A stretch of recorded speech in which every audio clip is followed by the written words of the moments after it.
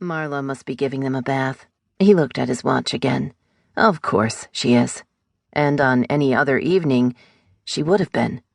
He cracked the oven, sniffing the cheese and tomato sauce, oregano and basil, green peppers and mushrooms, and for the first few seconds the scents pleasured him, making him feel as warm as the crust, gently browning before his eyes.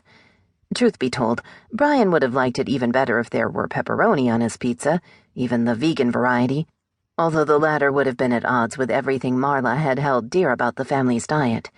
She had always been firmly opposed to priming the girls for meat-eating by offering them soy in any of its carnivorous impersonations. He had to sneak his meat. He and a professor in MIT's math department scooted off together for Hamburger Wednesdays at Tasty Burger in Harvard Square. Both their spouses would have considered their clandestine affairs with hamburgers to be culinary slumming. His midweek lunch was only one of many secrets Brian kept from Marla. He kept even more from his colleagues.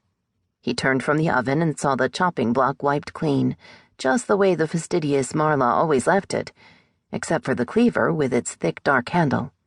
It lay a foot away with fresh red smears. Worse, far worse, than anything he'd ever seen on a slide.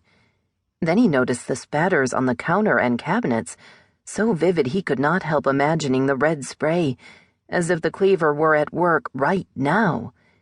And there was Marla's engagement diamond, in its exquisite setting, gleaming on the tile counter. Her gold band stood on its side inches away, as if awaiting her finger to slip inside. Finger? Oh no, he murmured, for his eyes were roaming past the chopping block to the tile, where Marla's ring finger lay in a pool of blood. His Adam's apple moved. Only then did he realize he was fighting an eruption of bile. His hand slipped a Wusthof chef knife from its polished wooden perch on the counter. He wanted to back away, retreat through the door he'd just entered and run down the street. But he couldn't. Marla, Esme, Erica. Shamed by his own fright, Brian had to force himself to take the first step. Already he felt sentenced to death. Before reaching the living room, he spotted a tall, bulky man in black overalls and a black ski mask standing on the inside of the wide passageway, and realized that he must have been watching him the entire time. Startled, Brian raised the knife. The man shook his head patiently, didn't even point his black pistol at him. Didn't need to. Brian simply dropped the blade. He was no match. He knew it even then. The point stuck in the floor and the handle shuddered, as if a sudden chill had swept through the house. "Keep coming," the gunman said.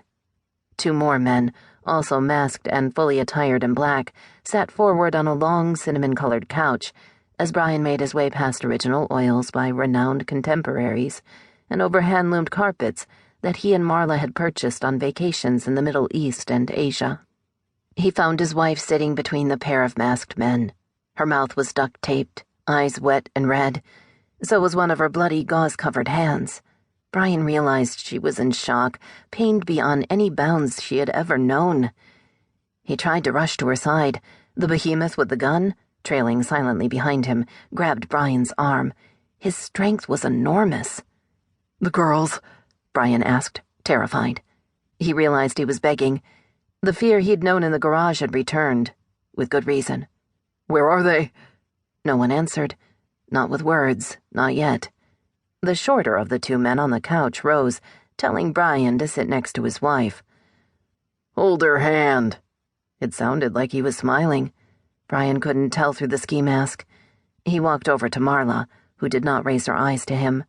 Her long hair had fallen forward, crowding her fine features, blocking most of her eyes and the corners of her mouth. Red streaks tinged the left side of her handsome blonde cut, as though she'd tried to push it out of her face and failed. She fell against him, sobbing behind the gag of gray tape. "Are the girls all right?" Brian asked the short man, who appeared to be in charge. Despite his height, he looked strong, thick in the legs, torso, and neck, like a hardcore bodybuilder. "They're fine," he told him. "Tied up at the moment." "Promise?"